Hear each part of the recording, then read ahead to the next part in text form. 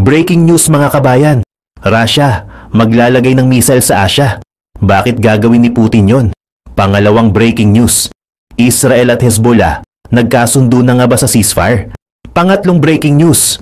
Russia, niloko nga ba ang Yemen para ipadala ang mga Yemeni sa Ukraine war? Bago tayo magumpisa, baka pwede pa like ng video na ito. Malaking bagay na to sa aming mga content creators. Maraming salamat po.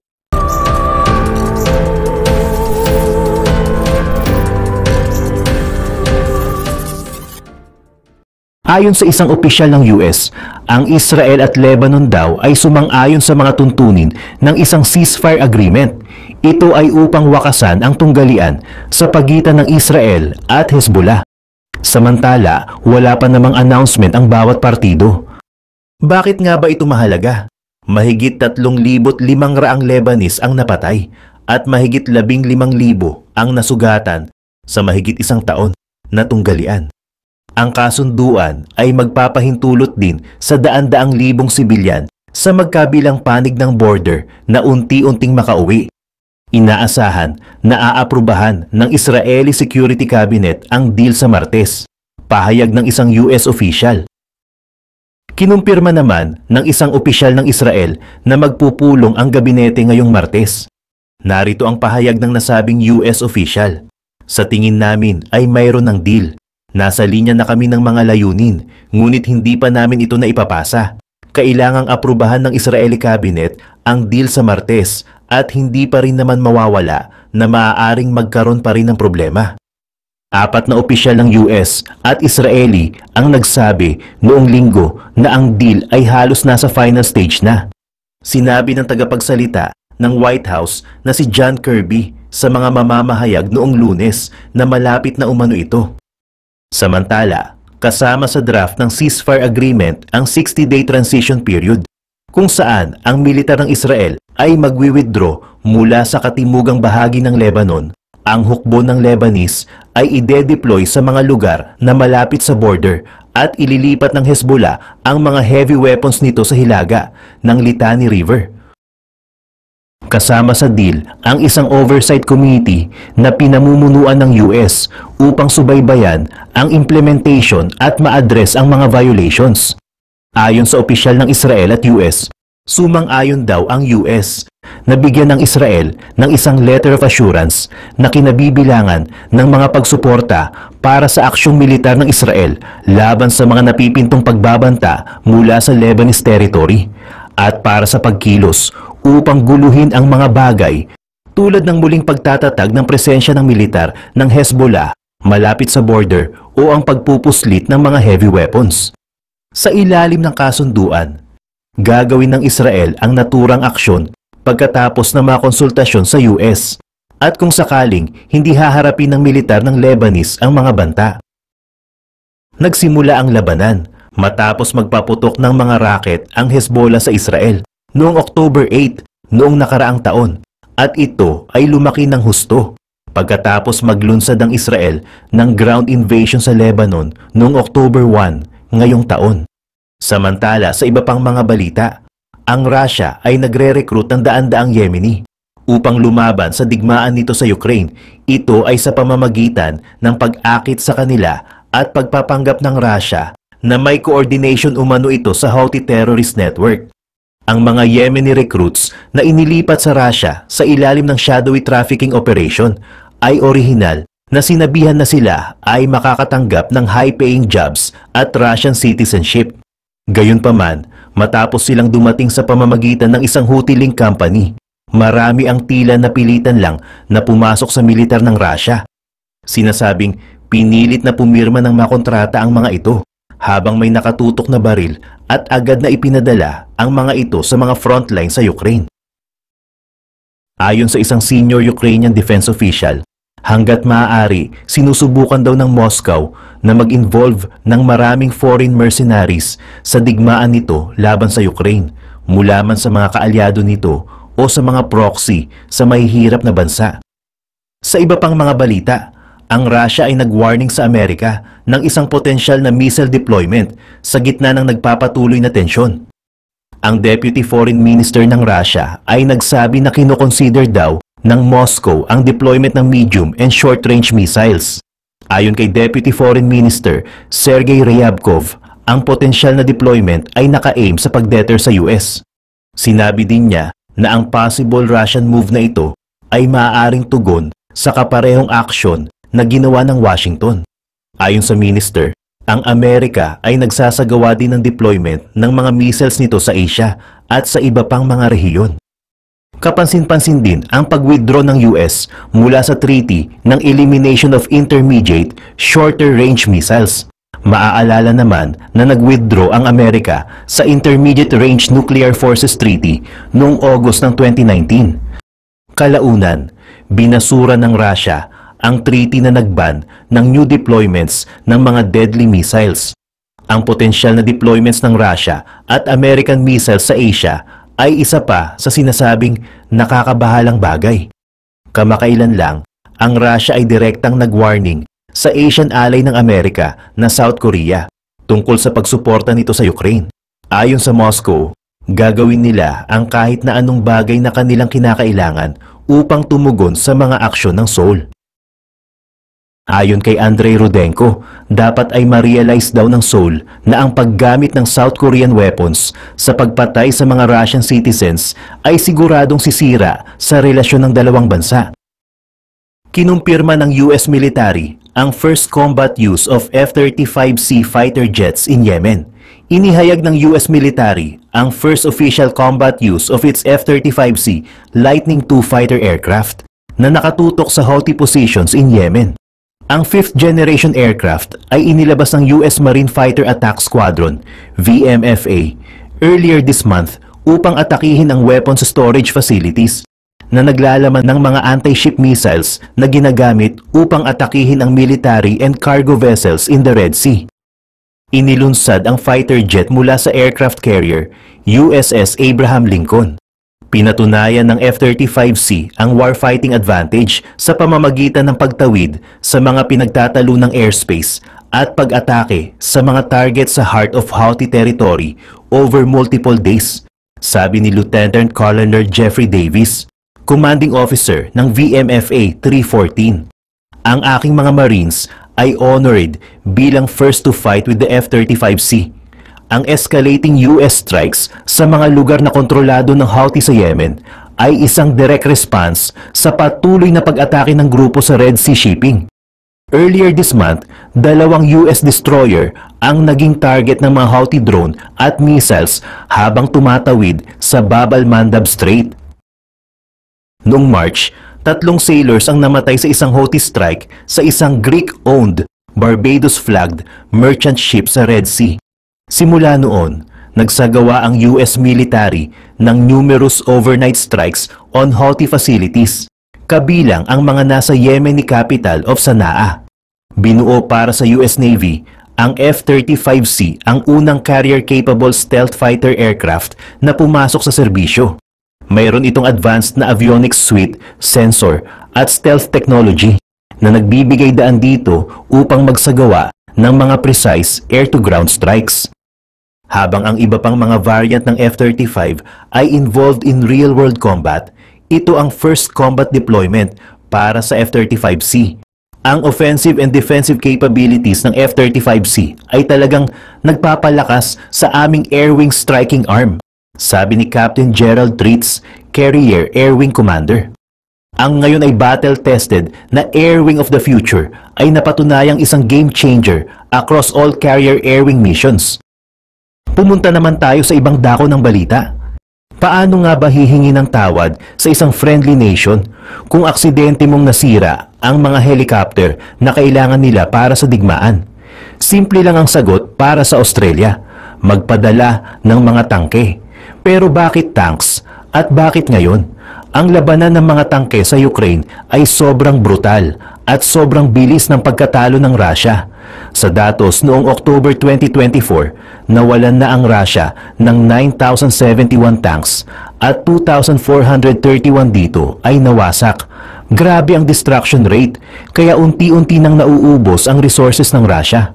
Oo, nawalan din ng mga tangke ang Ukraine, pero may malaking pinagkaiba, ang kalidad. habang kumukuha ang Russia ng mga lumang T-62 at T-54-55 tanks mula sa retirement, ang Ukraine naman ay nakadepende sa mga Western tanks tulad ng Leopards at Abrams. Mas matibay ang mga ito, mas advanced at dinisenyo para protektahan ng crew at magdulot ng malaking pinsala sa kalaban. Kung patuloy ang suporta mula sa mga Western countries, malaki ang tsansang manalo ang Ukraine. At ngayon, sumusuporta na rin ang Australia. Ano nga ba ang inaalok nila? Magiging game changer kaya ito? Tara, alamin natin. Consistent ang suporta ng Australia para sa Ukraine. Ito ang second biggest donor mula sa Indo-Pacific region, kasunod ng Japan, na may higit sa $1.5 billion na tulong mula nang magsimula ang digmaan. Pero kung humanitarian ang focus ng Japan, military aid naman ang specialty ng Australia. Nagbigay na ang Australia ng iba't ibang armas tulad ng cardboard drones mula sa SPY-PAC Corvo, 155mm artillery shells, kasama ang France, 6 M777 Taud artillery pieces, 105mm artillery shells, armored personnel carriers, at 120 mine-resistant Bushmaster vehicles. Ngayon, dagdag na rin dito ang 49 M1A1 Abrams tanks. Simula 2006, gumagamit na ang Australia ng M1A1 Abrams tanks mula sa US na pinalitan ang mga lumang Leopard 1 tanks noong 70s. Ang M1A1 Abrams ay unang lumabas noong mid-1980s at kilala sa upgrades nito tulad ng 120mm gun, mas advanced na defensive features at target acquisition systems tulad ng infrared sensors at far target locators. Pinatunayan ng Abrams ang superiority nito noong Gulf War. Nilampaso nito ang T-72 at T-80 tanks ng Iraq dahil sa mas mahabang range, mas mabilis na rate of fire, at mas maayos na situational awareness. Sa Battle of 73 Easting, 14 Abrams tanks ang tumalo sa mahigit 50 Iraqi tanks. Sa Battle of Norfolk o Fright Night, natalo ng coalition forces ang halos 600 Iraqi tanks habang konti lang ang casualties nila. Ang resulta, tagumpay para sa coalition forces, salamat sa well-trained crews at superior tanks. Hanggang ngayon, maaasahan pa rin ang M1A1 Abrams kahit hindi ito ang pinaka-advanced na model. Pero bakit pinili ng Australia na i-donate ang mga valuable tanks na ito? Hindi ba sila mag-aalala sa depletion ng stockpiles tulad ng ibang Western nations? Ang sagot, hindi kasing urgent para sa Australia ang tanks tulad ng para sa mga bansang tulad ng Poland na kailangang maghanda laban sa agresibong Russia. Ang pangunahing banta sa Australia ay ang expansionist China, kaya ang focus nila ay sa pagpapalakas ng Navy, Air Force at missiles. Pero kahit hindi priority ang tanks, mahalaga pa rin ito. Sa kaso ng elabanan sa maliliit na isla, mabilis na makakatulong ang mga tangke para protektahan ang mga strategic ground, pareho noong World War II. Kahit limitado ang posibilidad ng land operations laban sa China, tuloy pa rin ang Australia sa pag-upgrade at pagpapalit ng kanilang mga tangke. Noong April 2021, humiling ang Canberra ng 160 M1A1 tank hulls para makagawa ng 75 na bagong M1A2 CEP version 3 tanks at iba pang sasakyang militar. Pagsapit ng January 2022, nagdesisyon ng Australia na bumili ng 75 M1A2 tanks mula sa United States sa halagang $3.5 billion. Sapat ang bilang ng binili para palitan ang mas lumang fleet ng M1A1 tanks ng Australia. Pero naging malaking tanong kung ano ang gagawin sa mga lumang modelong ito na halos tapos na ang serbisyo. Matagal nang gusto ng Ukraine ang mga tangke na ito. Sa katunayan, humiling sila ng 14 units noong May 2023. Pero tulad ng ibang sitwasyon sa digmaan, natagala bago maaprubahan ang request. Nahirapan ang Australia sa logistical costs para maghatid ng ganitong kabibigat na tangke. Hindi maaring direktang ipadala ang mga tangke sa Ukraine. Kailangan muna silang dumaan sa United States. Dahil dito, noong February 2024, Sinabi ng Canberra na hindi nila maibibigay ang mga retiring M1A1 Abrams tanks. Sa parehong taon, lalong lumala ang relasyon ng Australia at Ukraine nang literal nilang inilibing ang ilang helicopter na hinihingi ng Ukraine, ang MRH-90 Taipan Fleet. Ang Taipan ay nagsimula ng serbisyo noong 2007 at niretiro mula sa Australian Armed Forces noong 2022 to 23. Ginagamit ito para sa troop transport, search and rescue, medical evacuation at insertion ng Special Operations Forces. Ngunit kahit may built-in safety features, nagkaroon pa rin ng mga problema ang mga ito. Noong March 2023, isang Taipan ang nag-emergency landing, ngunit nailigtas ang crew. Sa kasamaang palad, 4 na buwan ang lumipas, isa pang Taipan ang bumagsak sa dagat at nawala ang lahat ng crew members nito. Sa January 2024, tuluyan nang niretiro ang lahat ng 47 helicopters. Sinira, ibinenta bilang pyesa, at ang hindi na kayang paghiwa-hiwalayin ay literal na inilibing. Ang desisyon ng Australia ay kontrobersyal, hindi lang internationally, kundi pati na rin sa sarili nitong publiko. Marami ang nabahala na baka ganito rin ang mangyari sa mga M1A1 Abrams tanks. Si Simon Birmingham, leader ng oposisyon sa Australian Senate, ay matinding pumuna sa gobyerno. Sinabi niyang ang desisyon ng Labor Party na ilibing ang mga helicopter ay hindi dapat maulit sa mga tangke. Mukhang nakuha ng gobyerno ni Anthony Albanese ang mensahe. Noong August, sinabi ni Defense Minister Richard Miles na ini-explore nila ang iba't ibang paraan ng pagbibigay ng bagong military aid sa Ukraine. Noong September, nagsimula na ang diplomatic efforts para sa donasyon ng mga tangke. Pero hindi maaaring basta ibigay ng Australia ang mga ito. Kailangan nila ng permiso mula sa United States, ang bansang pinanggalingan ng tangke. Sa kabutihang palad, pumayag ang US, lalo na't nagpadala na rin sila ng parehong M1A1 tanks sa Ukraine. Noong October 16, inanunsyo ng Canberra na magpapadala sila ng hindi bababa sa 49 M1A1 Abrams tanks sa Ukraine sa halagang $245 million. Ang anunsyo ay kasabay ng NATO Defense Minister meeting sa Brussels.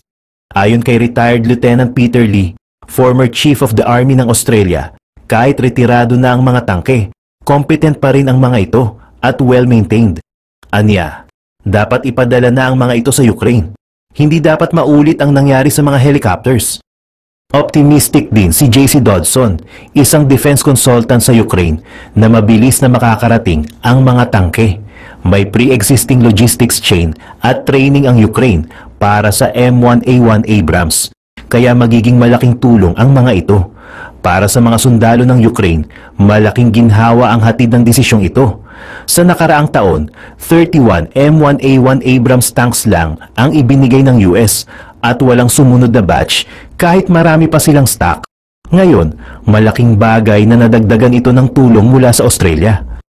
Noong October 7, ayon sa isang artikulo ni David Axe para sa Forbes, tinatayang nasa maximum na 25 na Abrams tanks na lang ang natitira sa Ukraine.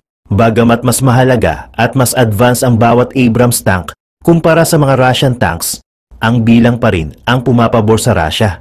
Kaya naman, naging mahalaga ang desisyon ng Australia na i-donate ang karamihan, kung hindi man lahat, ng kanilang lumang Abrams tanks na nakatakdang i-retire.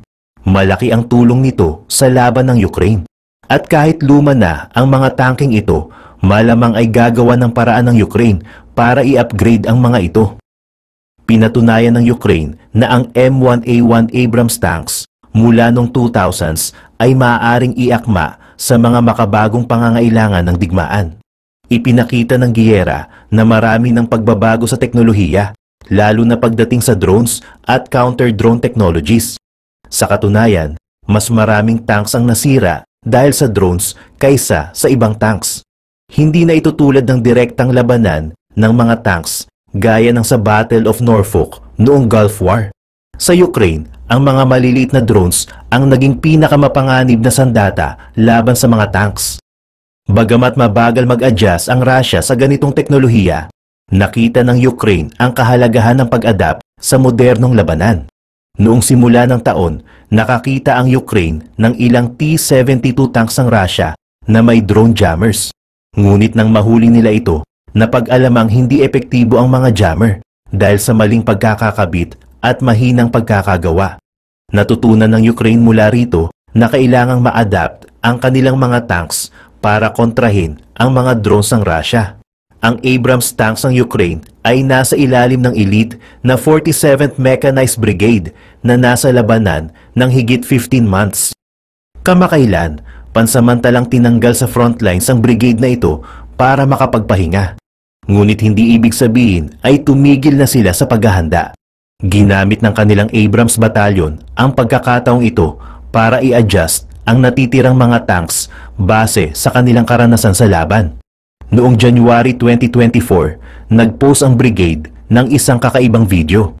Ipinakita rito ang isang M1A1 Abrams tank na may Explosive Reactive Armor, ERA, sa mga gilid. Ngunit dahil mas mahina ang turret sa modernong labanan, nilagyan nila ito ng ERA na gawa sa Ukraine. Bukod dito, nagdagdag pa sila ng cage armor na may anti-drone jammers. Ang ERA sa turret ay dinisenyo para depensahan ang tank laban sa mga incoming projectiles tulad ng RPGs o Advanced Anti-Tank Guided Missiles gaya ng 9M133 Kornet ng Russia. Ang Kornet ay responsable sa pagsira ng ilang Western tanks sa Ukraine, kabilang ang isang British Challenger 2 tank sa Zaporizhia noong September 2023. Sa isang insidente, kahit na nasira ang ammunition rack ng isang Leopard 2 tank ng Ukraine, nakaligtas ang mga crew dahil sa mahusay na disenyo ng tank. Ang mga upgraded M1A1 Abrams tanks ng Ukraine ay nilagyan ng ERA sa turret para mas tumagal sa modernong labanan. Samantala, ang mga drone jammers ay dinisenyo upang guluhin ang koneksyon ng mga drones sa kanilang operators. Kapag naging matagumpay, babalik ang drone sa operator o kusang babagsak. Bagamat may kakayahan ang mga bihasang drone operators na mag-set ng home base para sa drone, mahirap gawin ito kung ang target ay gumagalaw tulad ng isang tank. Ang mga paparating na M1A1 Abrams tanks mula Australia ay posibleng may ganitong mga feature mula sa umpisa. Kung gumana ito ayon sa plano, magiging mas matatag ang mga tanks kumpara sa unang batch mula sa US. Ang deal ng Australia sa Ukraine ay nagbigay ng bagong pag-asa, lalo na't maraming tanks ang nakaimbak sa US. Umaasa ang Ukraine na mas marami pa ang maibibigay ng US. Ang pagtaas ng porsyento ng Western tanks sa arsenal ng Ukraine ay kritikal upang makita ang mas magandang resulta sa laban kontra Russia. Sa kabila ng mga problema, patuloy na nakakapag-deploy ang Russia ng mga tanks sa labanan. Ang tanging paraan para matiyak ang tagumpay ay makapag-inflict ng malaking damage at pinatunayan na ng M1A1 Abrams na kaya nitong gawin ito. Ano kaya ang magiging epekto ng desisyon ng Australia na magbigay ng Abrams tanks sa Ukraine? Bukod sa labanan sa lupa, maaaring ito rin ang simula ng mas malawakang tulong mula sa US at iba pang bansa. Kung magtatagumpay ang mga bagong tank na ito, posibleng maimpluwensyahan nito ang iba pang kanluraning bansa na magbigay ng kanilang surplus equipment. Pero kung hindi magbubunga ng malaking epekto ang mga ito sa battlefield, magdadalawang isip kaya ang ibang bansa na magbigay pa ng suporta. At kung magpapasya ang US na magbigay ng higit pang Abrams tanks, maaari bang ito ang maging game changer na tuluyang magpapabago sa takbo ng digmaan? Ano sa tingin nyo? Makikita kaya natin ang modernong version ng Gulf War laban sa mga makalumang Russian tanks? I-share ang inyong opinion sa comment section below.